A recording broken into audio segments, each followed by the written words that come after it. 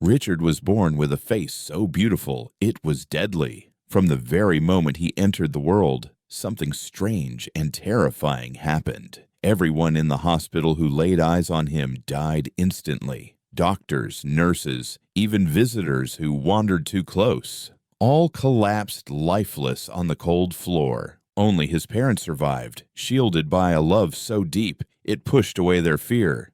But not entirely. They knew their son carried a curse. As Richard grew, his parents made a decision. They would protect him from the world and protect the world from him. His mother homeschooled him, never letting him meet other children, never allowing him to play outside. Richard's mind was sharp, sharper than most. He devoured books, solved complex math problems in minutes, and learned faster than any teacher could teach. But intelligence came with a cost. He was lonely. He could never let anyone see his face. When Richard turned 18, his parents knew they could not hide him forever. It was time for university. But to keep others safe, Richard wrapped his head and face in thick layers of cloth, leaving only his eyes visible. At university, he quickly became known for his brilliance. Every exam was flawless, every assignment finished ahead of time. Professors admired him, but Richard didn't care about praise. His only goal was to get through each day without hurting anyone. Some students whispered about the strange young man who never uncovered his face. Rumors spread like wildfire. Some believed he was scarred. Others thought he was hiding something shameful. Andrew, the school bully, made sure everyone was talking. He was arrogant, always showing off, always looking for someone to humiliate. And Richard became his favorite target. Day after day, Andrew mocked him, demanding to see what lay beneath the cloth. Richard warned him that revealing his face would not end well, but Andrew only laughed, convinced it was all an excuse. One afternoon, Andrew blocked Richard's path in front of a growing crowd. He declared that this was the day Richard would finally reveal himself. Richard stood still, his heart pounding. He explained once again that the cover was for protection, not for himself, but for everyone else. The crowd fell silent, but Andrew smirked and accused him of cowardice. Richard turned away, refusing to give him what he wanted. Whispers spread faster than before. Students wondered if there was something wrong with him. Maybe. He was cursed. Vera was one of the most beautiful girls at the university, confident, admired, and used to attention from everyone, especially the boys. Andrew decided to use her beauty to his advantage. His plan was simple and cruel. Vera would befriend Richard, gain his trust, and wait until he fell asleep. Then she would drug him, remove his face covering, and take a photo of his true face. Once Andrew had that photo, he would take care of the rest. Vera frowned, wondering why Andrew cared so much about Richard. He wasn't bothering anyone. Andrew rolled his eyes, full of irritation. He believed Richard thought he was better than everyone else, hiding his face like it was some big secret. He was certain Richard was ugly underneath and wanted to expose him. Vera hesitated. She wasn't a fan of Andrew's mean games, and this plan felt wrong. But Andrew was not someone you could easily say no to. He had a way of pushing people until they agreed. She knew exactly what he wanted her to do. And, though uncertainty tugged at her, she agreed. Befriending Richard would be easy, she thought. He was quiet, didn't have many friends, and mostly kept to himself. She began sitting near him during lectures, pretending to pay close attention to the professor. At first, Richard didn't notice her much. He was used to people ignoring him or mocking him from a distance. But Vera was different. She didn't tease him, and she didn't laugh with the others. She always smiled at him. That made him suspicious. One afternoon in the library, Vera sat beside him and spoke in a friendly tone, asking if he was Richard. His eyes, barely visible above the cloth covering, lifted toward her. He answered slowly, as if unsure what to expect. Vera kept her voice light, saying she had seen him around and thought they could be friends. Richard frowned. Nobody ever wanted to be his friend. Most avoided him completely, and those who didn't usually had something cruel to say. He questioned why she would want to be friends with someone like him. She simply laughed and said it was because he was smart and didn't follow the crowd. He didn't trust her, but she didn't seem like the others. She wasn't mocking him or trying to make him feel small. Still, he kept his guard up. Over the next few days, Vera kept trying. She sat next to him during class, walked with him after lectures, and brought him small treats like candy bars and bottles of juice. Slowly, Richard began to talk to her. He shared his favorite books, his love for science, and for the first time, felt like someone was actually listening to him. One evening, Vera suggested they study together in her room. She told him he was so smart, and she could use his help with some assignments. Richard hesitated but agreed. A small part of him dared to hope he had finally found a true friend. When he arrived, she had tea ready. In her pocket was the small packet of powder Andrew had given her, a sleeping drug. While Richard's back was turned as he reached for a book, she poured the powder into his cup. She handed him the tea, telling him he deserved a break. Richard smiled beneath the cloth and took a sip. They talked for a while, but soon his eyelids grew heavy. He yawned, saying he felt sleepy. Vera put on a mask of concern, telling him he had been working so hard and should rest. Richard lay down on the bed, holding on to the hope that he had found someone who truly cared. Within minutes, he was fast asleep. Vera waited until she was certain he wouldn't wake up. Her hands trembled as she walked to his bed. Guilt gnawed at her. Richard had been nothing but kind to her, but Andrew's voice echoed in her mind, urging her to take off his face covering and get the photo. Slowly, she reached for the cloth, untying each knot. Her heart pounded faster with each pull. Finally, the covering fell away. She froze. Richard's face was unlike anything she had ever seen. He was not ugly, far from it. His beauty was unexplainable, almost magical, carrying a force that was impossible to describe. It wasn't just his features. There was something deeper, something that pulled her in. Before she could process it, a crushing darkness hit her. Her chest tightened. Her vision blurred. Her legs gave out. She gasped for air, but it was no use. The overwhelming power of his beauty was too much for her to endure. Within seconds, she collapsed lifeless on the floor.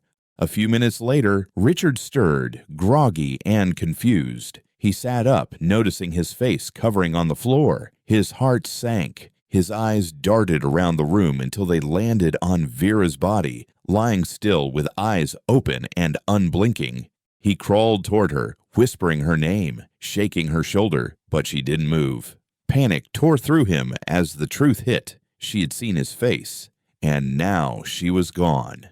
Tears streamed down his face as he tied the cloth back over his head. His voice cracked in the empty room, asking why she hadn't listened. The noise drew attention from other students in the dorm. Someone opened the door, saw Vera's body, and screamed. Soon, security arrived, followed by the police. When the officers entered, they found Richard sitting beside Vera, his face covered once again. One of them asked what had happened. His voice shook as he explained that she had seen his face, and that was all it took. He swore he never meant to hurt her, but nobody ever believed him. The police weren't sure what to think. Some had heard the strange stories about him, but had dismissed them as rumor. After speaking with his parents and piecing together the events, they decided this wasn't murder. One officer quietly told another that Richard wasn't doing it on purpose. It was something else entirely. Richard was released later that night. His parents held him tightly as he whispered that he didn't want to hurt anyone else, and maybe he should just stay away from everyone forever.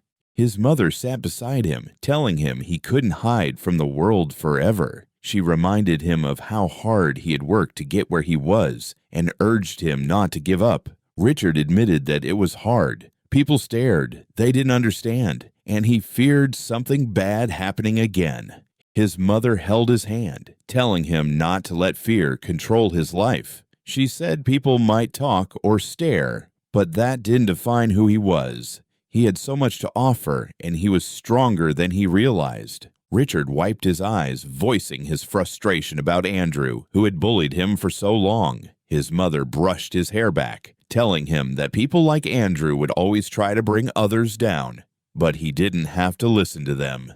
Focus on your own path. Keep your eyes on your goals. You're in control of your own story. Richard nodded slowly, letting his mother's words settle in his mind. It wasn't going to be easy, but he had to try.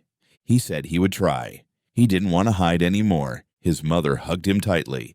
"That's my boy," she said. "You can do anything you set your mind to. I'm here for you every step of the way."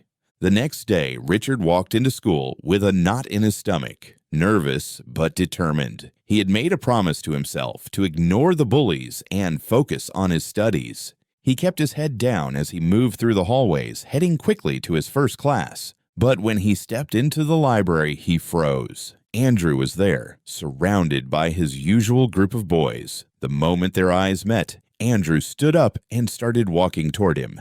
"Here comes the ugly killer," Andrew sneered. "Did your rich parents bribe the police to let you go free? I'm sure that's the only reason you're still walking around. You're just a monster hiding behind that cloth." Richard's heart pounded. He had been expecting this, but it still stung.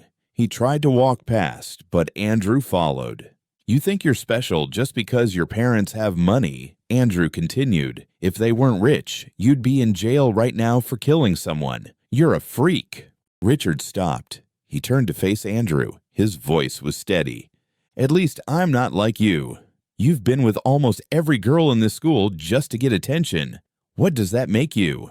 "You're the real joke." Andrew's face turned red. "That's none of your business. I love fine women, and I'll have whoever I want. You should be ashamed of hiding like a coward." Richard stood tall. "I'm not ashamed. You should be. You've been in this school forever and still haven't graduated. Maybe if you spent more time studying and less time chasing girls, you might finish." Andrew faltered, then scoffed.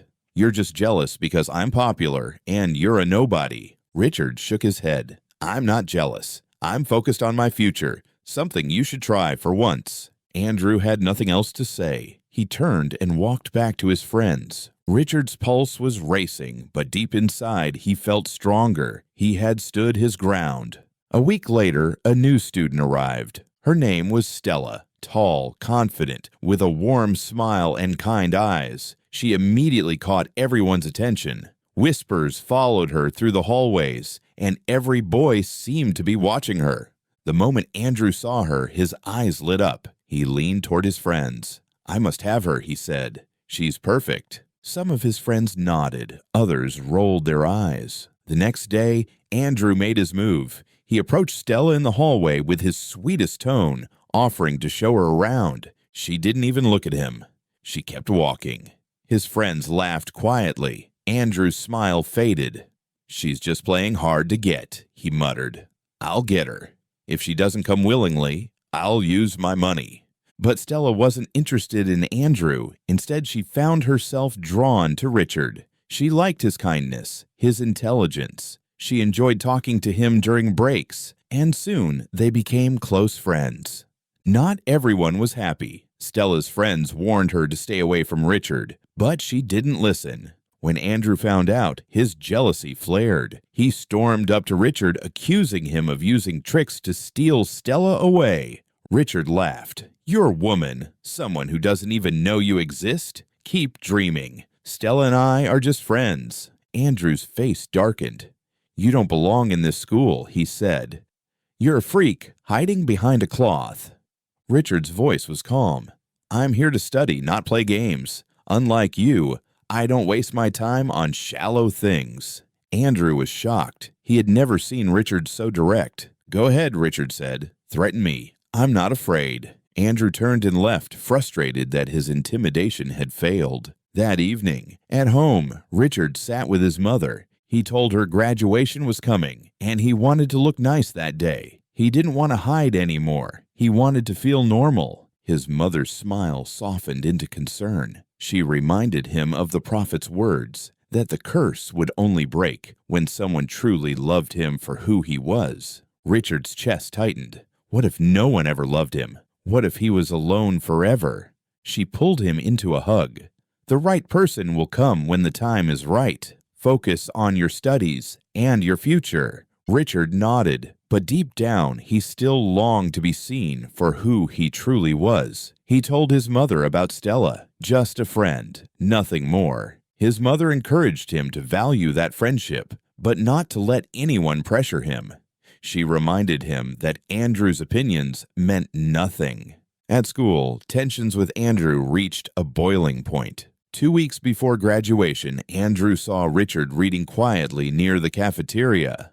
"Master face cover," Andrew called loudly, drawing the attention of everyone nearby. "Graduation is in 2 weeks. Will you keep hiding that ugly face, or are you scared we'll all faint when we see it?" Richard looked up slowly, calm as ever. He closed his book, stood up, and met Andrew's glare. Students gathered around, sensing a storm was about to break. Richard smirked lightly, folding his arms. Graduation day had finally come.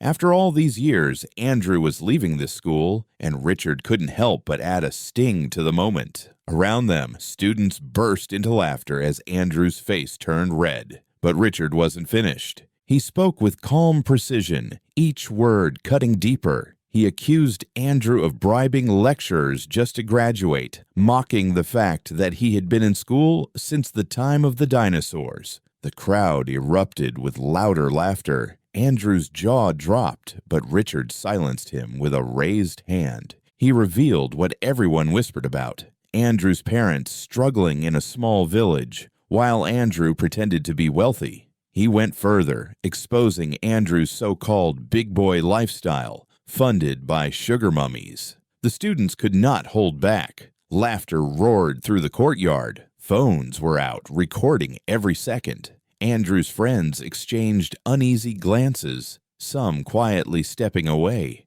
Tears of rage filled Andrew's eyes as he shouted back, but Richard only shrugged. If he was nothing, then Andrew was a jealous, bitter boy who couldn't stand to see someone else shine. With that final blow, Andrew stormed off, face burning with humiliation. Students clapped and cheered for Richard. Someone called it legendary. Richard only picked up his book, nodded, and walked away with his head high. But Andrew's humiliation was far from over. He had been desperate to make Stella notice him, dressing sharp, strutting past her with exaggerated confidence, even pretending to need her help with schoolwork. None of it worked. One afternoon near the cafeteria, Andrew cornered Stella. His fake sweetness turned to arrogance, suggesting she was wasting her time with the boy who wore a face covering. Stella's patience snapped. Calm but firm, she told him he was pathetic, always chasing girls, stirring drama, and acting superior. Her words hit harder than a slap. Andrew stood frozen, speechless. Students nearby whispered, some hiding their grins. Stella walked away, leaving him in silence. That evening, Stella sought out Richard. She found him under his favorite tree on campus. Sitting beside him, she finally said what she had been holding inside for a long time, that she loved him. She didn't care about the face covering or the rumors. He was kind, smart, and unlike anyone she had ever met. Richard's heart pounded. He worried aloud. What if his uncovered face was too much for her to handle? But Stella didn't waver. To her, he was handsome no matter what. She invited him to her place that weekend, and after some hesitation, he agreed. They talked for hours, laughed, and shared stories. As the night went on, Stella leaned in and kissed him gently. For the first time, Richard felt truly cared for, but in a fleeting moment, her hand brushed against the cloth on his face. It slipped away. Richard froze, covering himself with his hands in panic. Tears filled his eyes as he warned her. Seeing his face meant death. Yet Stella didn't flinch. She simply looked at him, calm and unafraid. Nothing happened. She told him she loved him, and maybe that love was the reason the curse had no power over her. Richard lowered his hands, trembling. It was true. She was fine. He hugged her tightly, tears now flowing with joy. That night, he rushed home and told his mother everything. She wept with happiness, telling him that he was finally free. God had answered their prayers. The next day, Richard stepped onto campus without his face covering for the first time. Heads turned. Whispers filled the air. Some students were in shock, calling him handsome. Andrew, stepping out of the cafeteria, froze when he saw Richard. His mouth hung open. Richard walked past him with a calm smile, telling him that maybe next time he should think twice before judging someone he didn't understand. The students clapped, cheering louder than ever. For the first time in his life, Richard was free. Free from the curse, from judgment, and from fear. Dear viewers, what lessons do you take away from this dramatic tale? Share your thoughts in the comments, give this story a thumbs up, and subscribe for more. Until next time, stay blessed.